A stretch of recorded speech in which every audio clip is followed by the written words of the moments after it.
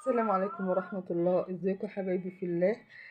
احنا النهاردة بقى كده جبنا مجموعة اسماك. انا عايزاكم بقى تشوفوها معايا. حطي نرمين الصحين، حطي الصحين كده، مش عارفين نموتهم. حطيهم. بصي متعصبة ازاي. احنا مش في اسكندرية يا جماعة، احنا في القاهرة. بس احنا عندنا سوق اسماك حلو عشان احنا قريبين برضو من سوق العبور. فتبصي تلاقي السمك بيجيلنا يبقى طازة ولسه صاحي في الروح ومش راضي يموت. ماشي، سيبيهم. وجبنا مكرونة من ديت، وجبنا كمان بولتي. هو يوم كده النهارده. والصغنونة دي انا مش دي اللي هي المقريل، بس الاحفاد. لقيتها عجبتني اوي مع انها غالية مش رخيصة، يعني ب50 جنيه الكيلو. فانا جبت منها شوية كده اهوت. قلت اعملهم صينية، بس النرمين بتقولي نحمرهم. ماشي. عجبني يعني صابح كل حاجة صح. كيلو ونص بكام؟ ب75 جنيه. صح يا نرمين؟ احنا جبناه ب50، كيلو ونص ب75 جنيه. وجبنا المكرونة دي كيلو ب60، فانا جبت 2 كيلو. علشان خاطر احذفهم في التلاجة، يعني يبقى عندنا سمك كده، لان انا طبعا موظفة وبشتغل فما عنديش وقت يعني. فالنهارده برضو نزلت مع بنتي كده، يعني كنت واخدة اجازة. فنزلت مع بنتي قلت لها تعالي كده نتمشى في السوق سوا. ماشي. فجبت البولت دوت الكيلو ب80. انا جبت 4 كيلو. 4 كيلو قلت بقى هو يا جماعة لونه كده. انا غسلاه، يعني الفكرة مصورة ده كله بعد الغسل. فهو لونه كده. بس فانا بقى هتبلهم وهشيلهم. تبقى مثلا ال4 كيلو طبعا كتير، يعني هعملهم على كيسين. ودول مكرونة 2 كيلو. لا هي وجبة كويسة لان احنا 4 تنفار يعني بنحب السمك. الكابوريا دي النهاردة هعملها لهم يعيشوا حياتهم فيها، لان انا مش مش عارفة يعني مش بحبها.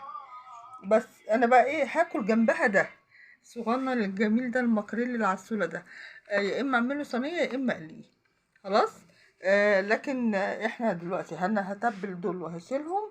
وهرجع اتبل دول كمان وهشيلهم. دول يبقوا وجبتين. وجبتين سمك في الشهر، دول 2 كيلو ودول 4 كيلو زي ما انا قلت. هتبلهم بقى وارجع لكم تاني. تبلت البولت كله اهو زي الفل. ودول الحبة دول انا هشيلهم. ماشي. ده اللي هو المقريل الصغير. بس انا حبيت النهارده اول مره اشوفه، فحبيت يعني مش سردين لا، ومش عايزه اخلله، انا عايزه اقليه واشوف الدنيا معاه شكلها بس اكيد حلو لان كل الاسماك دي طازه. خلاص. ودلوقتي برضو انا تبلت المكرونه اهو. فانا هفرقهم دلوقتي على عدد الوجبات بتاعتنا. وهنشوف الدنيا فيها دلوقتي يا حبايبي. احنا خلاص خلصنا وتبلناه وحفظناه في العلب وعملنا على قد اعدادنا. احنا 4 تنفار. حطيت لكل واحد هنا 3 سمكات. ده حلو ونعمة من عند ربنا، ما بيكملهمش والله. وهنا بقى دي حلة الكابوريا دي اللي هتستوي النهاردة ان شاء الله.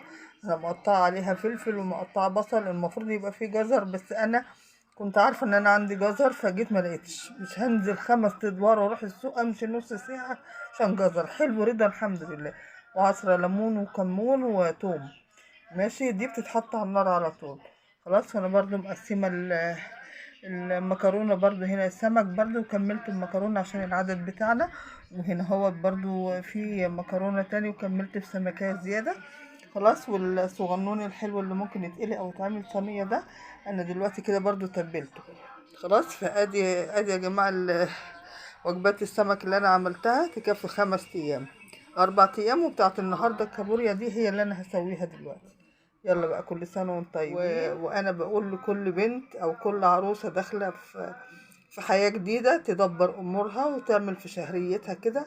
لازم يكون مثلا في وجبة سمك وجبة لحمة وجبة فراخ وجبة كفتة كده، هو تقسم ظروفها على قد المبلغ اللي معاها. فانا يعني الحمد لله فجبت شوية سمك كده. مش لازم ان انا اكله كله في شهر واحد، لا طبعا. مفيش حد بيعمل كده. يعني مثلا يوم جمعة يكون كلنا متجمعين ممكن نعمل وجبة سمك.